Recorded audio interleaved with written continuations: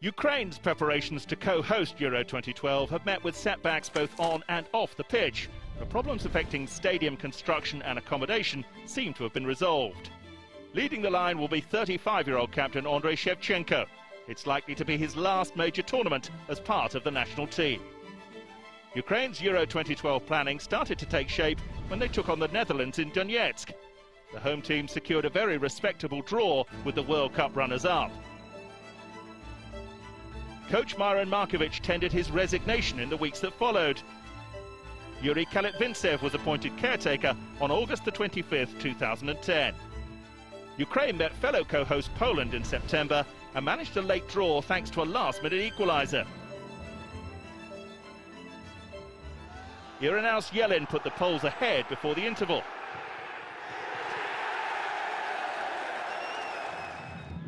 However, Evan Selezhnev tapped home at the death to salvage another draw for the visitors.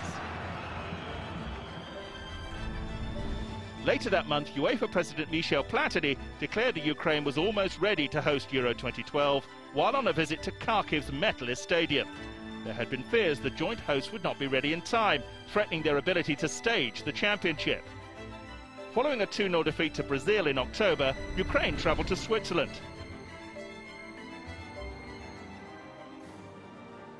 The home side struck first through Alexander Frey.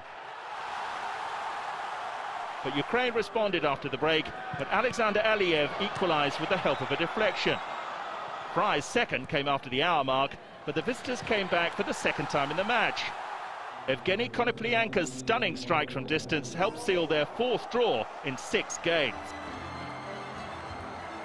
Following another 2 draws, which led to penalty shootout victories, Ukraine met Italy in Kiev. Goals from Giuseppe Rossi and Alessandro Matri consigned the Euro 2012 hosts to defeat. April 2011 saw another change in management for Ukraine with the appointment of Oleg Blokhin for his second stint as the national team's head coach. After beating Uzbekistan in his first match back in charge, a second-half demolition at the hands of France came a year out from the tournament. And things didn't improve 2 months later when they hosted Sweden. A fine defensive effort was undone when Tobias Huijsen snatched the winner in added time. They would go on to lose the next 2 matches. However, there were back-to-back wins for Ukraine in October, when they overcame fellow Eastern Europeans Estonia and Bulgaria. And the Olympic Stadium, venue for the Euro 2012 final, was opened by President Viktor Yanukovych in Kiev. As co-hosts, they will be taking part in their first European Championship and will never have a better chance to impress on the international stage.